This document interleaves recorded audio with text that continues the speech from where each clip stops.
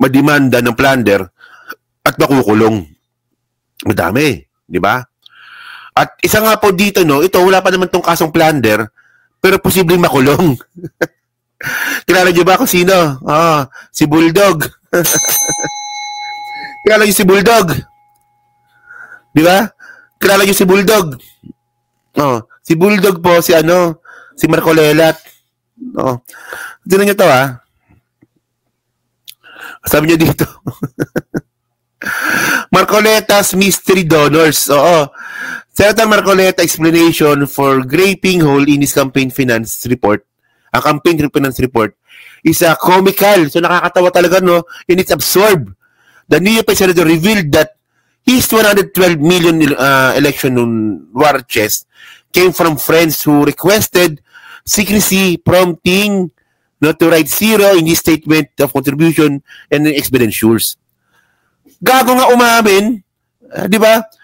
So for this reason, Marcoleta argument that the wish of his financial backers to remain anonymous, Trump statutory requirements is not only laughable but illegal. Alam mo niyo, ang dami na po nakakatawa kay Marcoleta, no? Ito nakakatawa yung issue niya dito sa Comelec, sa SOSE. Nakakatawa yung muka kasi mukhang bulldog, di ba? Nakakatawa din po siya bilang senador. Lahat na lang po kay Marcoleta. Alam niyo yung gano'n, no? Yung seryoso, galit na galit, tapos sinatawanan ka. Alam niyo yung ibig kong sabihin? Yung puta, yung galit na galit ka na, tapos sinatawanan ka pa ng mga tao. Yun, gano'n po si Marcoleta. Tignan niyo, di ba? At ang malupit dito, mga kababayan, posible po siya makulong. May kulong po yung ginawa niya. Akala ko ba abogado ka, ba't hindi mo to alam? May kulong. Makukulong ka! Ano ba mas maganda sa aso? Kinukulong, tinatali. Sino bang dog lovers dito? No? Kung yung aso niyo po makulit, no? Parang makulit, parang si Marcoleta, no? Anong dapat ginagawa sa aso? Kasi si Marcoleta, hindi na pwede i-train yan. Yung aso pwedeng i-train, di ba? Pag bata pa lalo, pwedeng i-train yan. Pwedeng i-training yan. Si Marcoleta pa, matanda na po yan, hindi na pwedeng i-training yan. So, dalawa lang po pwedeng gawin yan. Ikulong o itali. Di kayo, sa mga dog lover, pag ganyan na po katanda yung aso, katulad ni Marcoleta, anong dapat doon? Ikulong o itali? Grabe naman yung Bartolina, wag naman, di ba? Bartolina. Dapat dyan kay Marcoleta, di ba? Dapat dyan, ikadena, di ba? Ikadena. O kapag medyo bored yung aso, talagala tayo. I-walk ninyo, kahit na makulit yung aso ninyo. I-walk ninyo. Importante po yun. Sa mga asong katulad ni Marcoleta. So ngayon, wala yung cursor ko dito, visit na laptop to, no? So tingnan nyo to, Tingnan nyo, di ba? Puta, hindi na nga laughable, illegal pa. Last week, the chair of the Commission on Elections said the senator would be summoned, ito na, to explain his remarks in that self-incriminating the 25 interview.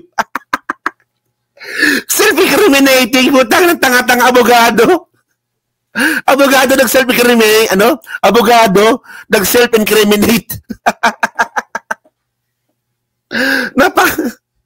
Napaka-ignorante naman nito. Walang yan. Actually, napaka-ironic talaga nun. Tingnan ninyo, Abogado, nag-self-incriminate. Pinaglag yung sarili.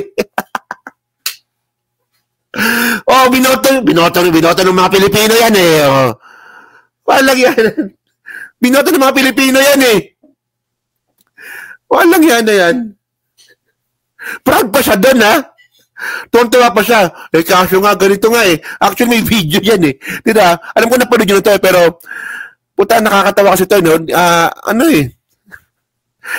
Tingnan niyo, alam niyo kung anong sobrang ironic dito. Di ba sa Senado? Minsan may ini-interview, di ba? Mga resource person. Minsan po, hindi po sumasagot yan sa mga tanong. Di ba? Kasi nga po, I provoke my self-incrimination. Mga ganun siya. Iniiwasan nilang ilaglag yung sarili nila. Si Marcoleta, di ba? Nag-self-incriminate sa sarili niya programa. Napaka-ironic nun sa isang abogado, sa totoo lang. Oh. So ngayon, ang point ngayon natin dito, no, hindi muna, sa video tayo. May video dito sa Marcoleta eh. Alam ko napanood yun ito, pero balikan lang natin. Sige. Yung ipinasa ninyo na SALN at yung comparison sa SOSE. Ang sabi nila ay paano nagkaroon ng expenditure na ganito kataas, gayong ang kanyang asset ay mas maliit. Sen, paano bang nangyari? Ganito napakasimple lang ng paliwanag. Ayun na. Kung nakinig lang sila nung siguro, meron kaming Nanisip pa. Ito na yung yung self-incrimination ni Marcoleta. Ito na. Thanksgiving, parang event. Ang pasimula ko nga doon meron pong mga ibang mga kababayan natin ang halos hindi makapaniwala kung bakit po tayo nanalo. Meron nga ang isa ka akong broadcaster dyan, hanggang ngayon hindi makamove on, hindi ba? Yun naman hindi ko kinakailan na sinabi ko yun. Takantaka. Pero sabi ko, nakalimutan po nila na napakarami kong kaibigan. Okay. Ang marami po sa inyo ay nasa harap ko ngayon. Nelson, alam mo, mga kaibigan ko, nagbigay sa akin talaga. Alam mo, pakiusap lang nila, isa lang. Tanggapin mo ang tulong namin sa'yo. Okay. Congressman ako noon Kong, kami po ay naniniwala na karapat dapat kang makarating sa Senado. Tanggapin mo ang halagang to. Marami sila. Isa lang. Todo paliwanag, pero illegal yung ginawa. Ang kanilang pakiusap sa akin. Ano po yun? Sana wag mo na kaming i-disclose ang identity. Ngayon, kapag ka naglagay ako ng figure sa contribution, mapipilitan akong mag-disclose ng pangalan nila. Alam mo kung bakit? Merong kaakibat na kung tawagin ay deed of acceptance of donation. Paano yun kako? Contribution to Hindi, sabi niya, binigay ko nga sa'yo contribution, pero utang na loob mo sa akin yan. Ituring mo na lang na utang, sabi niya, di ba? Loan. Hindi, utang lang. Basta utang na hindi babayaran. Nag-usap parehas tagapot. Di ba? Tinan nyo. Alam nyo kasi mga kababayan, no? Ako naniniwala po. Makamove sa katangahan na to. Alam nyo kasi mga kababayan, ako po, naniniwala po ako na bawat kilos po ng isang tao, merong dahilan yan. Di ba? Normal na tao, Ewan ko lang kung abnormal si Marcoleta, pero ang point natin dito, bilang isang normal na tao, lahat po ng kinikilos po natin, merong motivation yan, merong dahilan yan. So, ang tanong ngayon natin dito, bakit ginawa ni Marcoleta ito? Di ba? Actually, dito pa lang, nagtatakan na ako, ang tanga-tanga niya dito Ba't niya kasi inamin Pero, ano ang dahilan ni Marcoleta kung bakit niya tinago? Kasi dalawa lang po yan. Posible nga pong, ang pera nga po na nag-donate sa kanya, galing po sa illegal. Di ba? Kasi in the first place, tandaan po natin na si Marcoleta po, tinulungan po ng election ni Cristo yan. Bawal po sa Omnibus Election Code ang tumanggap po isang politiko sa isang religious organization. So, illegal. Di ba? O kaya, baka ang tinanggap nga po ni Marcoleta ay galing sa mga diskaya. Di ba? Takay, di ba iba name ng channel mo? Hindi, kay Mark Ramos po ito. Ano po ako dito? Co-host po ako dito sa sa Birahan PH. Oo. Posible rin China. Which is, yung China din po, bawal din po tumanggap ang isang politiko ng pera galing po sa foreign entities. Di ba? So, ngayon ang point natin dito, kaya tinago ni Marcoleta itong mga nagbigay sa kanya ng pera, baka illegal. Malaki yung chance ang illegal. Di ba? Ganun po yun. Natago mo ba yun kung hindi illegal? Saan ka pupunta to the moon? Hello po, no? So ngayon mga babae, ito yung problema ni Marcoleta ngayon. Actually, malaki problema niya talaga. Tanggalin natin yan. Okay. Isa sa mga problema ni Marcoleta ngayon. Ito. So meron siya ditong pinapasagot na nga po siya ngayon. Marcoleta given 10 days to explain poll campaign contribution. So November 24 to kahapon.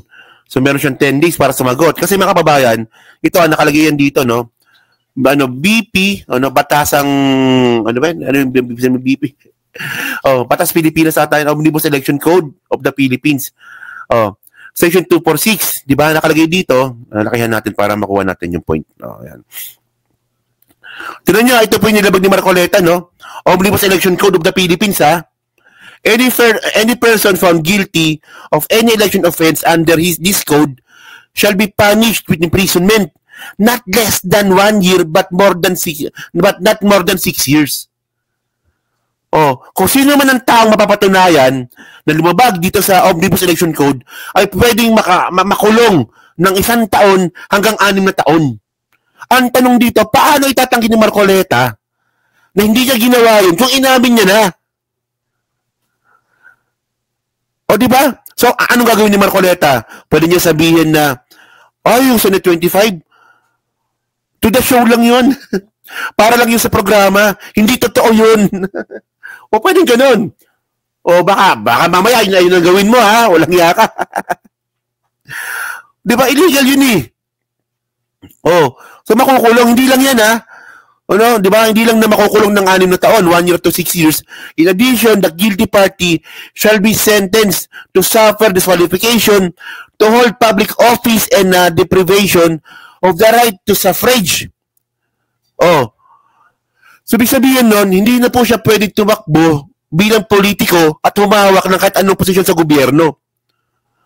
Ganyan po katindi itong ginawa ni Marcoleta.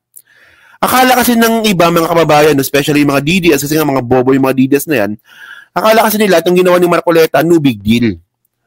Wala naman yan, okay lang yan, malulusutan ni Marcoleta yan. Pero totoo, big deal po ito. Kasi in the first place, illegal yung ginawa niya. Pangalawa, makukulong po siya. Pangatlo, magkakaroon po siya ng perpetual disqualification. Di ba? So, ang ko ba dito? Di ko alam kung matatawa ako o maihiya ako. Actually, ako nahihiya kay Marcoleta sa ginawa niya eh.